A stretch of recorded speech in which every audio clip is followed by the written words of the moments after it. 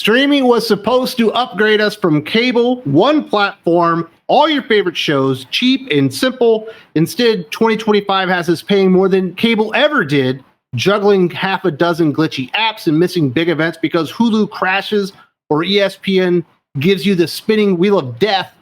Disney's bleeding us dry, Amazon's cooking the books, and their original content is just butchering the franchises we care about. I don't know about you, Aaron, but how the hell did cutting the cord turn into choking on it? Apparently, the people in these corporations that get paid these extravagant amounts of money were like, nah, it'll be fine. And they just went full forward with it. And now they're losing tons and tons of money. Like, Disney Plus will never be profitable. So it's a really ridiculous thing and a really ridiculous place that we find ourselves. And I personally am saving money because I don't pay for it. I don't pay for any of it. Streaming's turned into a straight-up cash grab. Almost every major service hiked prices in 2025 already. Like it's some annual ritual. Disney Plus hit $18.99 ad-free, Hulu $11.99, Netflix $17.99, and Apple TV Plus jumped a whopping 30% to $12.99. And what do we get for it? Broken streams and shrinking value. Hulu collapsed during the 2025 Oscars. ESPN Plus imploded during UFC 313. An $80 pay-per-view turned pay and pray. Meanwhile, catalogs keep shrinking, shows disappear for tax write-offs, exclusives vanish after one season, and half the content gets locked behind add-on tiers. We're literally paying more money for worse service, less content, and more hoops to jump through.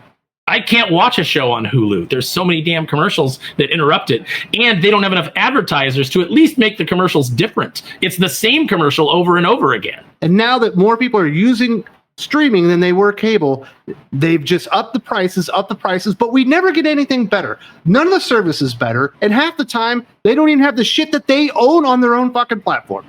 No, and they gotta parse it out like they used to. You know, like if you're Max, you gotta like try to parse that stuff out to other companies so you can actually get some revenue coming in. It's awful, and it's awful, and I just look forward to its complete collapse.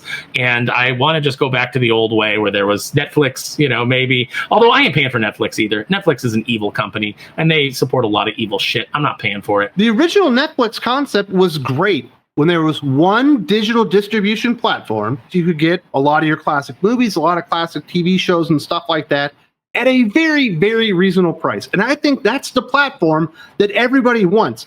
And now not even Netflix comes close to actually delivering the amount of quality that they used to.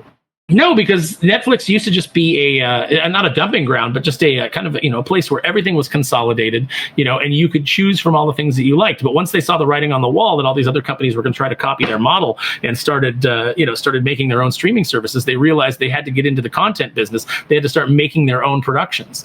And largely the things that they make are absolute trash. They get a hold of franchises that people love and they just butcher them. Look at The Witcher. Look at He-Man. Look at all these things that we've seen them gobble up and put Devil May Cry. You know, all these things that I would like to see made and would like to see made well, but the people that they have are, you know, the same ideological idiots that ruin everything. So, you know, now you're paying for a bunch of new content, most of which is trash and most of which supports things that you don't want to support. So why would I pay for that?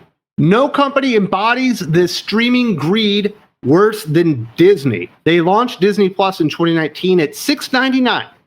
Now the same service is $18.99 a month, almost triple the price in 6 years, with no real added value. They splintered content across Disney Plus, Hulu, and now ESPN Select, forcing fans to juggle multiple apps and passwords just to watch shows that used to live under one single roof. ESPN standalone streamer launched in August at a ridiculous $29.99 a month, while throwing WWE and NFL content stuck behind another paywall.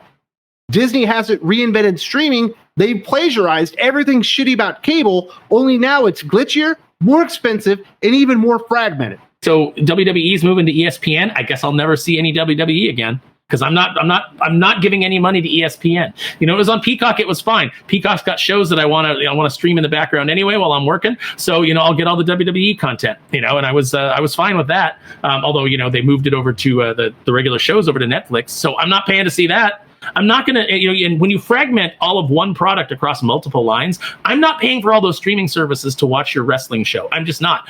I'll just say goodbye. I'll back off. If I want to maintain any kind of, any kind of connection to it, I'll either, watch the little clips on Twitter or on YouTube, or I'll go listen to like PWT, Pro Wrestle Times. I'll listen to him talk about what's going on. But I don't need to see it, and I'm certainly not going to pay all that money for it. They keep trying to push this everything as a service. Everything is a service, so that you're constantly paying for everything. Oh, you want to buy a printer? Well, now a printer is a service. No, a printer is a physical thing that I buy and that I can print things on. I'm not paying you for a service. Oh, this video game is a service. No, it's not. I want a game that is a game that I play, that is there forever, in my library, that I don't have to connect to a server to play, that you're going to shut down in 6 years anyway. Screw all of this. Everybody needs to reject all of this, everything as a service, and just force these companies to go back to putting out product that is the way, in the format that you want it, because you are the customer, you are the consumer, you make the decision. So stop pouring money into these companies, cut the cord. There's plenty of options for you for entertainment. I guarantee you there's thousands and thousands of, perhaps even millions of books that you haven't read, shows that you haven't watched, old stuff that you could catch up on. You don't need any of this new content. It's garbage. They're screwing you over to watch it, and they don't respect you as a customer, and it's time to get back to that point. It's time to force these companies to respect you as a customer again. Disney is the absolute worst. The MCU is where it is today because they fucking ruin it on Disney Plus. Star Wars is no longer a fucking movie franchise. It's a shitty TV show on Disney Plus.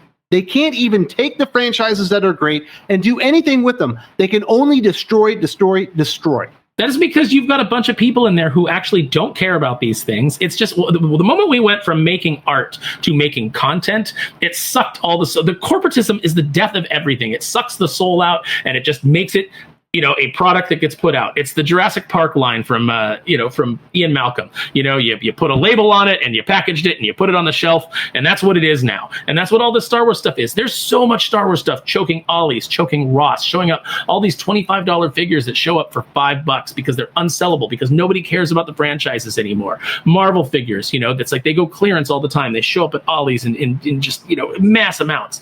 All of these are discount brands now, and you made them that because you put discount shows onto your discount streaming experience, and they're written by discount writers and discount producers and discount directors. Dave Filoni is a discount creator. He can't even really create anything. All he can do is steal from the expanded universe and repackage it and slap his label on it and make a worse version of the thing that you used to love. And you're expected to pay for it. And people are saying, no, I'm not going to pay for it. And I'm not going to buy the product, and I'm not going to pay that price. And so it all just ends up being this slurry of crap that ends up at discount stores and ends up, and that's what the streaming services are, just discount movies, but you're not paying a discount price because they keep jacking the price, and you're expected to watch commercials. No.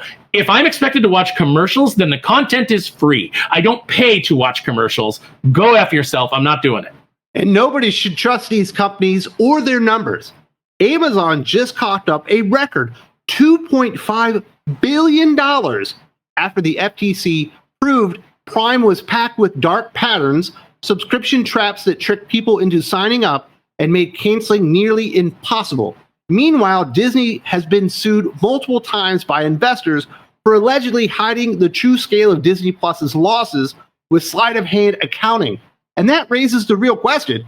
If the biggest players are juicing the books, why should anyone believe the subscriber or viewership numbers Wall Street drools over every single quarter? Nobody cares about these things anymore, and there is a complete repudiation and rejection of Hollywood, and I, for one, am glad to see it. I'd like to think that all of this is going to collapse and burn, and then maybe out of all of that shit, that might be the fertilizer from which something new and creative might grow. But all of this stuff needs to go away. It needs to, just like a flawn in a cupboard, it just needs to collapse under its own weight. And you're being counted a lot of times as being a Disney Plus subscriber just because you got a fucking phone plan and it was included whether you fucking use it or not. They cook the books and they fucking lie about everything. They try to say the Acolyte, oh, that was really great. Yeah, well, they had to fucking cancel it.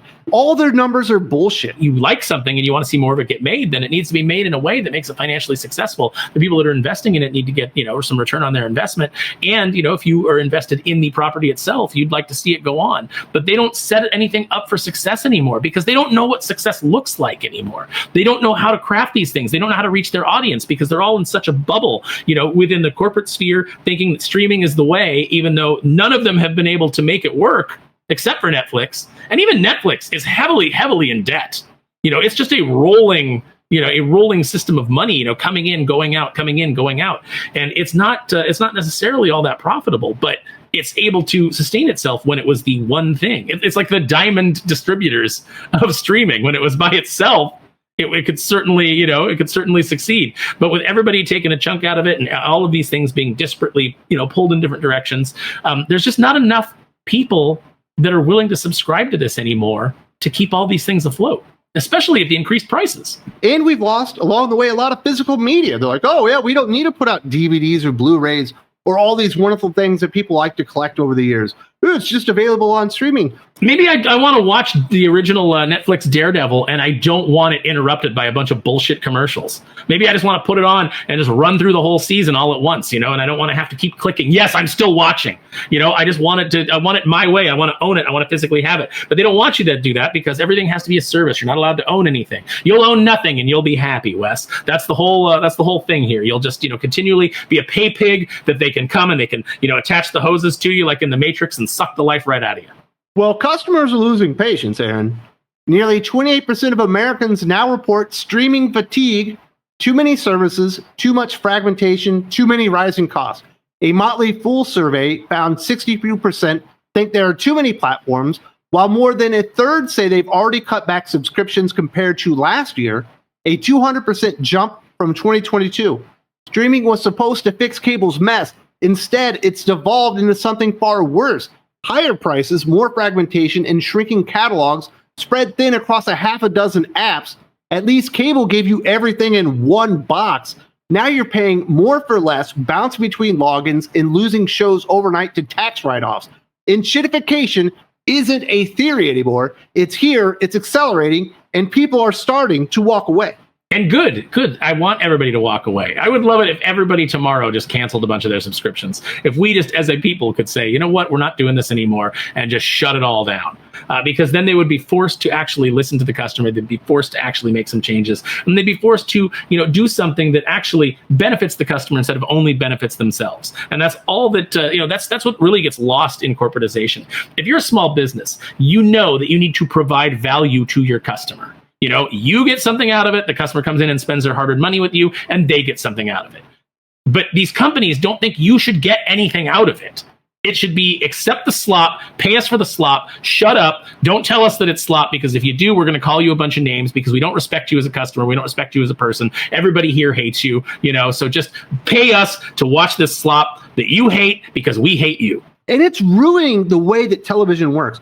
Used to, back in the day, if you had a comedy, it was over 30 episodes in a season. If you had a drama, it was like 24 episodes in a season. We're getting like 3 and 4 episode seasons and then getting multiple years between seasons now. I fucking hate the way that streaming has just come in and destroyed the culture of television and the way things are made now. Everything is just one big ass fucking movie that's 10 hours long instead of having actual episodic reasons to come back and watch everything. Even like young people, they can't capture young audiences anymore because the young audiences are watching little short things on TikTok, or they're watching YouTube, or they're watching, Twitch. It's like and Hollywood is panicking. The Writers Guild is panicking because they don't have jobs. They basically priced themselves out of the market. They stupidly decided that we're going to strike right after this major shutdown of everything from COVID, and they thought it was a boom period because everybody was like, oh, streaming. And so companies were throwing all kinds of money, to make streaming shows that weren't returning their investment. So they had to cut back when they came out of COVID. And the writers decided this is the right time to strike. The actors decided this is the right time to strike and demand more money. Well, congratulations, you got your new contract, but far less people are working. And it's so desperate that they're now trying to go after YouTubers and influencers. They want to bring them into the union. And that's never going to work. That's never going to work because people are always going to want to be independent, and everybody's moving towards independent. I watch far more YouTube than I do anything else, than I watch any shows or any streaming service. But number one, I have to deal with commercials, but it's free.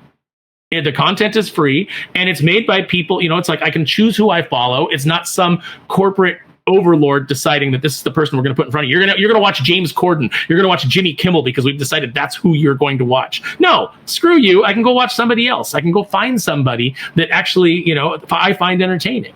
And so they've completely lost out to YouTube. YouTube is crushing all of these services. And what are they going to do? What are they going to do? I'm not comfortable with all that power being in Google's hands either. But what are these companies going to do? They certainly aren't going to make a better streaming platform. They're going to consolidate. They should have thought about streaming as digital distribution, not a replacement for every other thing that they were doing. It was an avenue. It wasn't the only fucking way. But they've gone down that path, and they are killing themselves with it, and they are making everything, movies, television, everything, less fun these days. If you would like the entire Geek Fix, because this is just a 20-minute section of it, you do need to go over to Think Critical Patreon and channel memberships. It's live right now because Aaron and I are going to be talking wrestling, video games, television, movies, even toys. Hope to see you there very soon.